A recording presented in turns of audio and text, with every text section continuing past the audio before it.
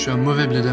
Je suis un mauvais blader car j'ose vous scorder que l'équilibre de jeu existe bel et bien dans le Beyblade de Takara, alors que ma baille la plus récente de la chronologie de Beyblade est Cosmo Valkyrie, soit une baille du B140, sachant qu'on est actuellement au B166, ce qui veut dire qu'il y a eu plus de 16 packs différents avec des nouvelles topites sorties depuis. J'ose vous parler d'équilibre alors que j'ai 2 bailles sous GT et 4 sous Z. À quoi bon chercher ma légitimité à vous parler de technique? Je vous le dis, je n'en ai pas. L'objectivité de ce monde est tendancieuse. Il suffit d'une pièce plus forte que les autres pour prouver que l'équilibre de jeu est rompu, mais il faut étudier l'intégralité des pièces et prouver les avantages et contres de chacune d'elles pour prouver que l'équilibre existe. J'ai pas choisi le bon camp.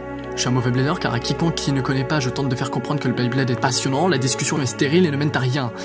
Alors, il faut vivre pour soi, j'en suis conscient, mais peut-être que j'ai pas eu de chance et que toutes ces personnes étaient d'une remarquable fermeture d'esprit. Mes vidéos créent succès avec le temps car mon rythme vous empêche un laps de temps suffisant pour la réflexion, car en réalité, j'ai peur qu'un random vienne dans les commentaires et retourne tout ce que j'ai dit dans ma vidéo tant j'ai l'impression de pas savoir ce que je dis. Mes vidéos font succès car je parle vite et bien, mais convaincre quelqu'un que le Beyblade est incroyable dans la vie, c'est trop différent. Mon éloquence est instable et mes arguments en improvisation sont faibles. Bref, rien pour la faire prendre de passion avec moi et tout pour lui laisser le temps de réfléchir à son contre-argument devant lequel j'hésiterai sans doute une seconde de trop et trouverai la réponse que j'aurais dû dire parfaite, mais plusieurs jours plus tard.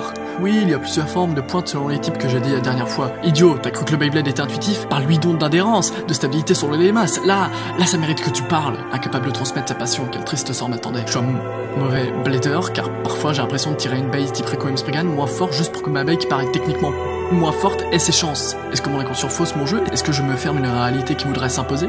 Est-ce que je me crée une vision utopique de Beyblade juste pour me donner raison? Mais elle est où cette utopie, puisque je me souviens très bien que l'autre jour j'ai mis fin à cette iconique légende des Requiem Spriggan imbattables en la battant du coup, avec des combos, avec du Dead Hades, du Twin Nemesis et même Minoboros en single. J'ai tiré Spriggan en deuxième, donc au pire le problème de tirer inconsciemment un peu moins fort vient équilibrer les forces, j'imagine. Je pars de rien pour arriver nulle part, je sais pas où je vais avec ça. Hélas, la menace de la vision de l'autre semble troubler la mienne, ça ne pouvait pas tomber plus bas. Je suis un mauvais blader car je cherche à vous transmettre une vision du Beyblade qui change manifestement à chaque réflexion que je mène dessus. Un Beyblade toujours en construction perpétuelle, j'imagine. Je sais pas ce que je cherche à vous transmettre. Ma passion? Oh, c'est excessivement mignon dit comme ça, mais je partage la même passion que bien d'autres gens, mais pourtant, je joue pas au même jeu qu'eux. Je joue pas au même Beyblade qu'eux. Eux qui ne jurent que par des combos top tier, mais qu'aucun d'entre eux me parvient à m'expliquer la synergie du combo. Combo trouvé sur internet par ailleurs. Jamais ils ont voulu s'y intéresser à ce combo. Eux qui se refusent de jouer du single ou dual layer car les GT ont pris 3 cm de diamètre en plus et donc leur force en périphérie est incroyable, et 20 grammes de plus chacune, donc ça claque le cul quoi, ça déserte. Mais moi, vous savez, elle est là ma passion. Trouver les combos mélangeant les pièces de toutes les générations, quitte à ce que la baille soit physiquement informe, hein. Quitte à aviser que le disque touche plus l'adversaire que le layer. Putain, les disques à gimmick, ça sert pas qu'à faire du vent. Des combos mélangeant les pièces de toutes les générations pour battre les combos de toutes les générations, justement.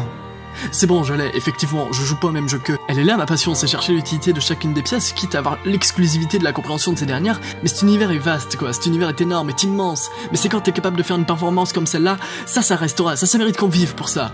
Là c'est nécessaire. Putain de merde, c'est quand même extraordinaire ceux qui achètent une baille un jour car elle est tendance, qui la range en vitrine le lendemain et qui l'oublie le jour d'après et qui la regarde avec nostalgie le mois d'après. Le moment trop tard. Et je m'en fais la promesse de ne plus juger hâtivement intégralement une pièce comme je l'ai faite avec Requiem Spriggan, à une autre sombre époque sans avoir fait tous les combos possibles et contre tous les combos possibles. Ouais, les 78 milliards de combats pour ceux qui me suivent. Donc moi vraiment, je vais me chercher des quests et liners couplés à des Quetzalcoatl et Master Diabolos, saupoudrés d'un Hurricane et One Dash Lift, et sur ce c'était Castiel. Et putain, j'espère vous croiser dans le milieu du Beyblade à l'avenir.